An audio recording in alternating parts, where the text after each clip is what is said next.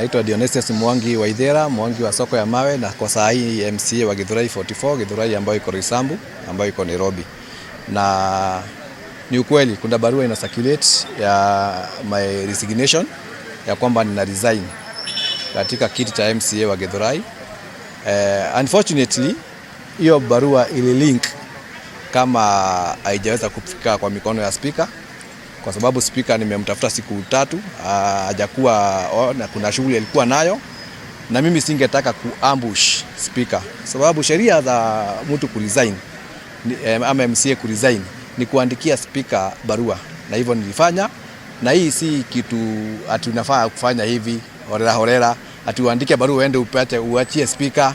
Lazima kwanza uipeleke vizuri bila kuambush speaker, umwambie ndio hii barua yangu ya kuresign, na afu penda ukae chini na speaker ndio jue fit ama nijue fit ya watu wangu wa GITHURAI, kwa sababu hao ndio wako na ile mzigo kubwa ambao inafanya mimi mwenyewe niandike barua ya kuresign. Na ni ukweli barua ya kuresign nimeandika, ni vile ilifika tu kwa media kama speaker hajaanza kuireceive, but we are working on it. Tunaongea hiyo mambo, tunaifuatilia ndio speaker aiende through na wanipe guidelines going forward.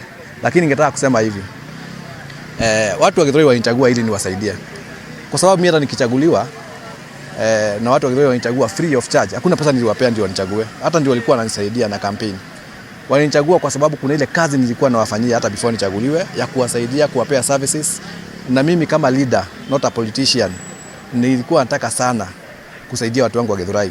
It's so unfortunate huwezi ku separate leadership na political, but I have to work on leadership sana, kwa sababu kiongozi ni kudeliver na kupeana services. Na kama vile nasemanga, a leader always thinks about the next generation, but a politician will think about the next election, which is the difference. Na mimi nimeandika barua ya kuresign, na nimekuwa disappointed sana. Nikasikia very unfortunate ati governor wa Nairobi Sakaja anaongea kwa radio ya taifa ama ya national radio, anasema ati ni green card nimekula. Ni very unfortunate kwa mtu kwa position kama yake ya governor kusema hivyo, ili hali hata hajanipigia simu hata kuniuliza nini inaendelea, na kwenda kusema ati ni green card, ati nimekula green card. Hata mimi sijui na jazangu aje, hata sijui mtu ana apply aje. Mimi na resign kwa sababu ile mandate watu wa GITHURAI walinipea niwafanyie inakataa kufikishiwa nikiwa hapa hii county assembly ya Nairobi. Kwa sababu wakati naandika barua nasema nataka kutengenezwa hii barabara, nikifika hapa naonyeshwa ati na executive ati hii barabara itengenezwa na ule alikuwa kwa kiti mbeleni ama hiyo last regime, ati hii barabara itengenezwa na contractor amelipwa. Na ni ukweli contractor hata amelipwa, unashindwa imetengenezwa aje, na ukienda ground hakuna kitu imefanyika. Nasema basi nijengee hii nyingine, naandika barua nijengee nyingine, ni mbaya. Juu kwangu GITHURAI shida ya mabarabara ni mingi sana. Unapata hata hiyo ilitengenezwa na imelipwa. Na ndio maana nikasema hata si wakuje tu ground waone hakuna kazi imefanyika. Tukipeana bursaries tulianza vizuri, tulikuwa tunapeana every term. Sasa tushapeana bursary last year January. Imagine hata mtoto alikuwa form 4 amemaliza. Sasa hii mtoto alikuwa form 3 anamaliza form 4 this year, the term.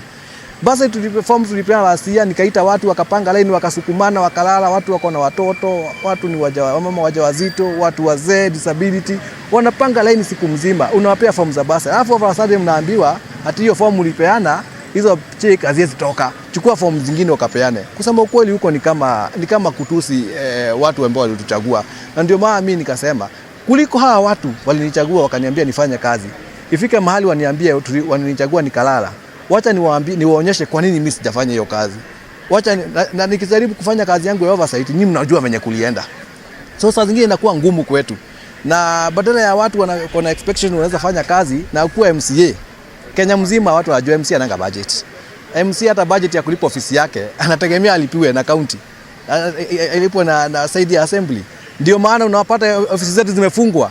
Hapa MCA ni venye hawezi ongea, na hapa ma MCA wa Nairobi hata karibu Kenya ni venye hawataki kuambia watu kweli. Mimi naambianga watu kweli na natembea na wao kwa sababu nataka kuwa transparent. Nataka kuambia watu wangu kitu inaendelea.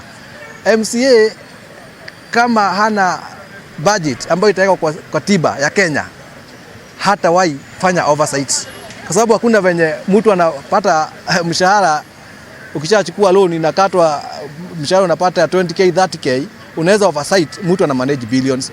Hiyo ni kama hata haiwezekani.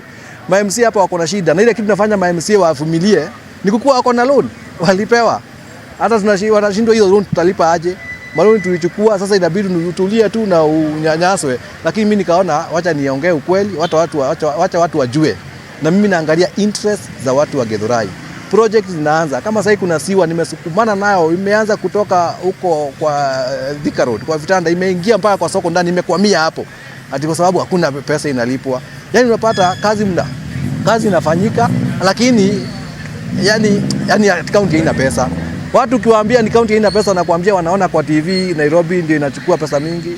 Unasikia mara governor ndiye ameongezea revenue collection. Sasa wanakuuliza na hii pesa inaenda wapi? So mimi nataka kusema watu wa GITHURAI, na ndio maana hiyo barua nimeandika. Na nikapeana ultimatum ama grace period ya 1 month. Effective from 1st November. Ndio nafaa kuresign. Ndio hiyo mwezi moja nitakuwa nimekaa chini na speaker, nitakuwa nimekaa chini na minority leader wangu hapa assembly, tutakuwa tumeongea, tumejua fate ya watu wa GITHURAI. Alafu nitakuwa na time nikae chini na watu wangu wa GITHURAI na waita mkutano. Tuongee, niwaambie hapa iko hivi na hivi. Alafu pia nitapea executive time ya kuona ni ukweli wako tayari kutufanyia kazi, kutupea services. Na mimi kama watatupea services, hiyo ndio ile kitu mimi nahitaji kwa watu wangu. So hii mambo ya kusema sijui green card, sijui nimenunuliwa sijui na chama gani, mimi si support mambo ya chama. Mimi hata na support serikali yenye iko kwa kiti. Na ile sababu inafanya ni support serikali yenye iko kwa kiti ni kwa sababu watu wetu wanahitaji maendeleo, and you cannot fight the government of the day.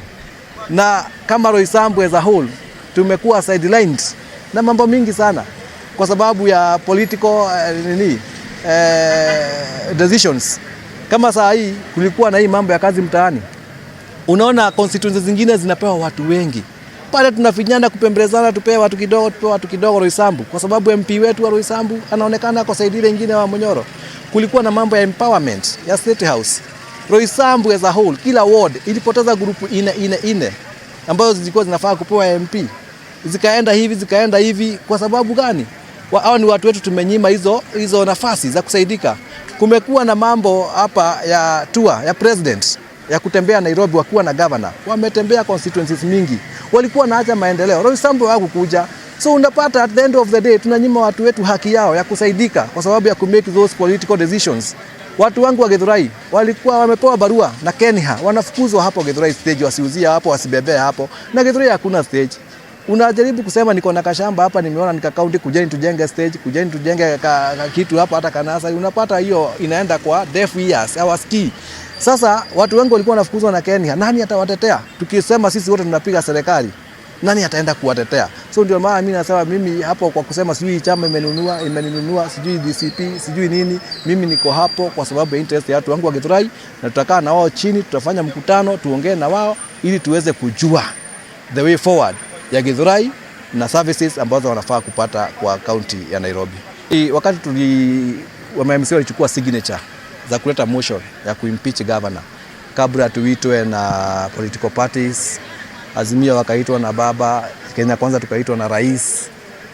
Tulikuwa tunahitaji ama kulikuwa kunahitajika 42 signatures za kuweka motion. Lakini watu walisign hiyo kitu almost 100. Hiyo ni kumaanisha hapa MCA hata wao wenyewe walikuwa wamefika mwisho. Ni venye saa hii MCA ni ngumu wajitokeza venye nimejitokeza. Waseme enough is enough. Ni ngumu kwa sababu unaogopa unaweza tokea hivi kuja kupigwa ground, sijui uambiwe nini. Lakini mimi nimesema focus yangu sitauzi focus ni kutetea watu wa GITHURAI na wakipata services to deal with particularly banditry and all these issues that we've come across. We were in Western the other day where of course issues of also gangs, alcohol and so forth. And in all the places we've gone, we've seen reinvigorated security teams, both the Ngao officers, the National Government Administrative officers and the police officers. Trip was emphasizing on synergy, close working relationship, accountability. We have been focusing on decentralized governance to the local level, greater public participation in security matters. And I'm very happy to report that for every county we have gone to, there has been a difference as a result of our physical presence in that county and in agreeing on various strategies. For example, the amount of work that is going on now in Western in terms of security operation related to illicit brews and gangs is impressive. When we left to Trans Nzoia, which has also the same problem, nearly 200 and almost 300 people have been charged so far in relation to crimes related to gangs. In Kerio Valley, you can see something unprecedented, never happened before.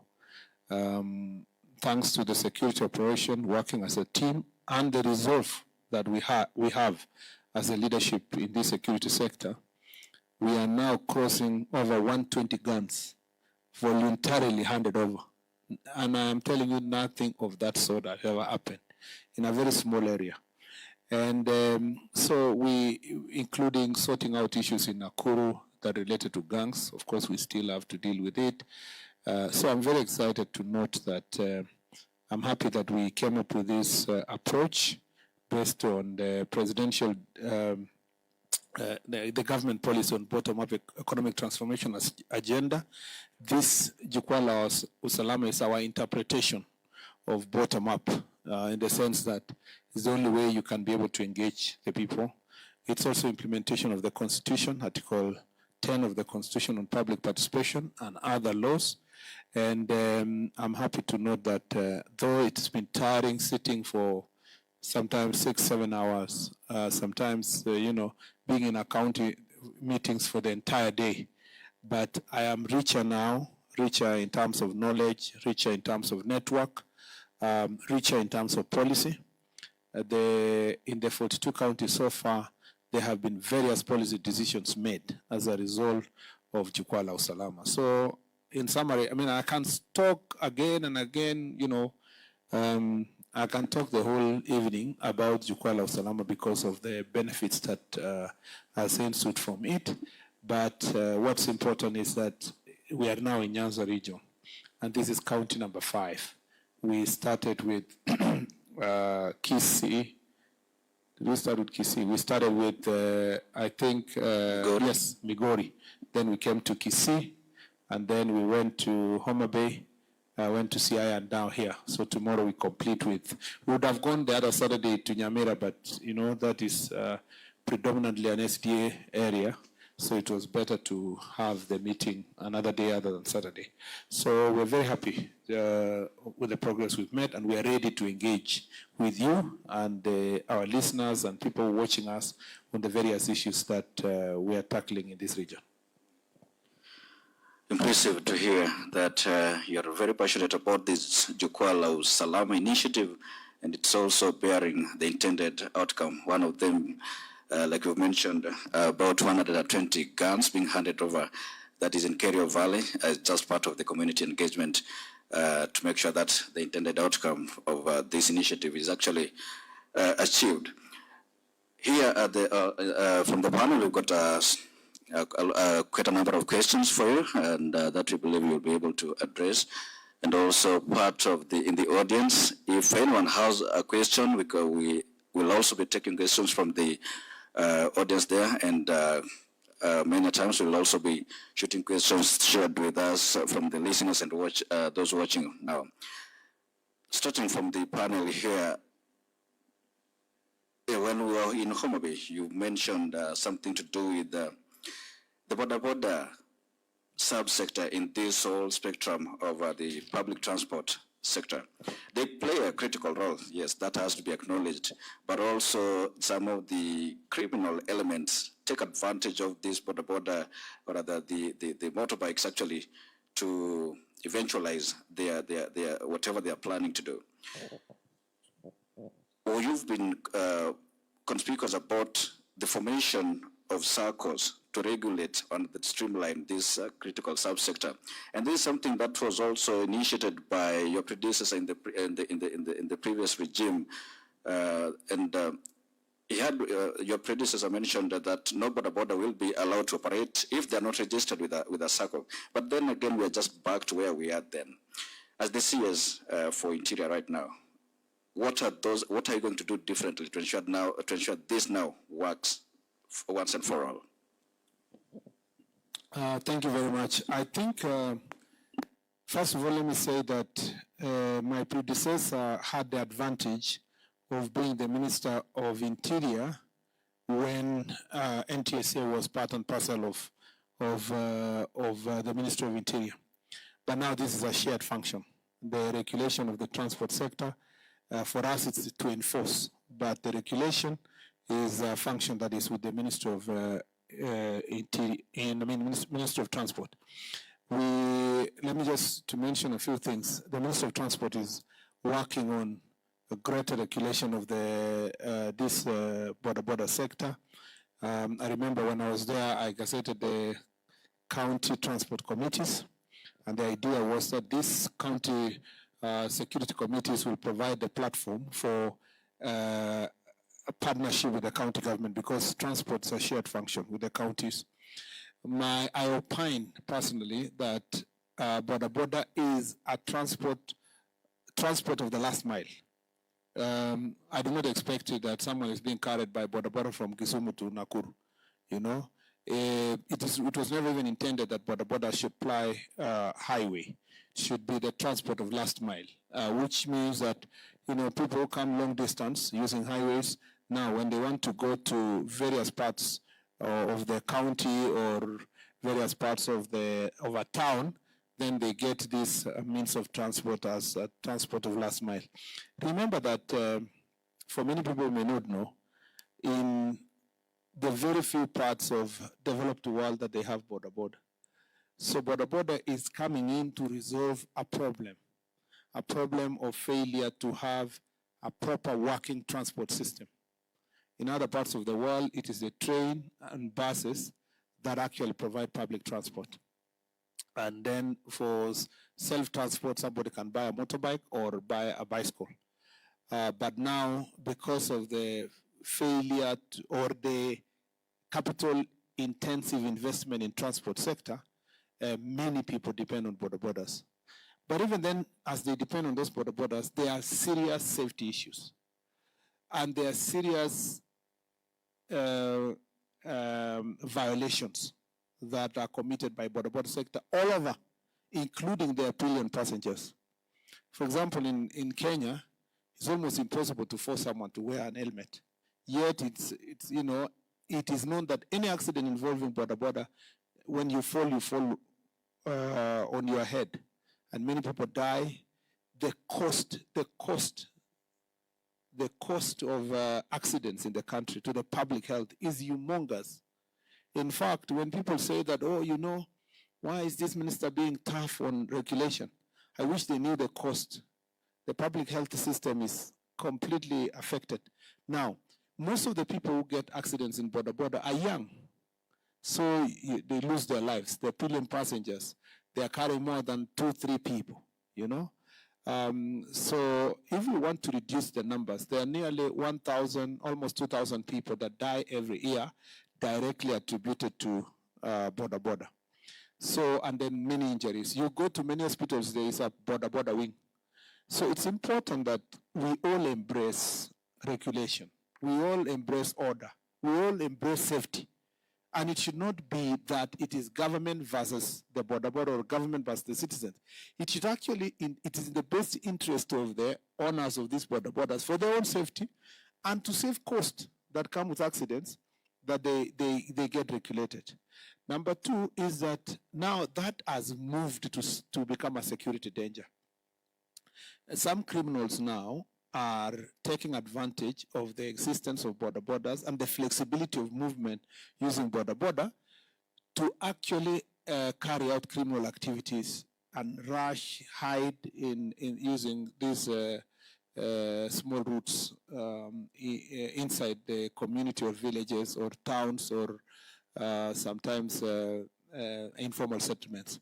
So why do we need to regulate? We need to regulate. And how do you do so? We I still insist that we need to implement circles being established for all the border, and this can be done by county government with the support of national government in terms of policy. Number two, we need to regulate the operating areas. The border circles need to share where they will operate. In a city like this, one circle, one corner, another circle, another corner, so that they can be able to share the benefits that come with it. Remember, this is a multi-billion economic sector, so employing so many people. But if it is not properly organized, it becomes haphazard. And that is in line with also bottom-up economic transformation agenda. It was our plan in 2022 that border sector must continue being supported, and the president has done a lot. He has negotiated for electric motorcycles that are selling 95,000. He has been able to push for access to affordable loans through the why am I forgetting? Through the mobile loans that ASLA Fund is providing to small businesses and medium businesses. And so it is important for us to regulate this sector, and I call upon all the stakeholders to work together with Ministry of Transport, because the process is ongoing now with NTSA and Ministry of Transport. In fact, there's a workshop ongoing in Mombasa on that particular subject. And from the security sector, we are supporting them to enforce. And I hope that we reach a stage where it will be the pillion passengers themselves who demand better services from the border sector. We want to be carried in a dignified manner, in a safe manner, so that then all of us can be to regulate. From a security perspective, the few instances of criminality is that some, like Kisii, for example, where our friend comes from, Brian, is it Brian? Yes. There has been there was a terrible incident on 1st of September, where there was a fight over control of border by politicians and whether or not they should wear a particular uniform that is linked to certain political places. There was also somewhere a corner in Kisii town where a small gang of these borders were picking people who, if you disagree with them, you go there and you are tortured. In this town, there are some of the gangs that are operating in this city, and even neighboring county of Siaya, and also in Kakamega, even Vihiga, have been known to be using to organize themselves around border sector, including some of them in Vihiga. They're calling themselves defenders of, I don't know, something. So this is the thing. This is a big conversation. When we go back to Nairobi after Jala Salamas in all the counties, we will be making our also recommendations, policy recommendations, based on the responses from the people on why it is important to regulate the border sector. As a quick measure, I have asked all the sub-county security teams to incorporate the leadership of this border sector to their conversations in the sub-county security team, so that they can help them in intelligence gathering and self-regulation and support the security sector in making sure that we do not have border sector being used for criminal purposes, and particularly when we are going for elections. That issue is live to us, and for cases where we have criminals, we continue doing crackdown to make sure that they are apprehended.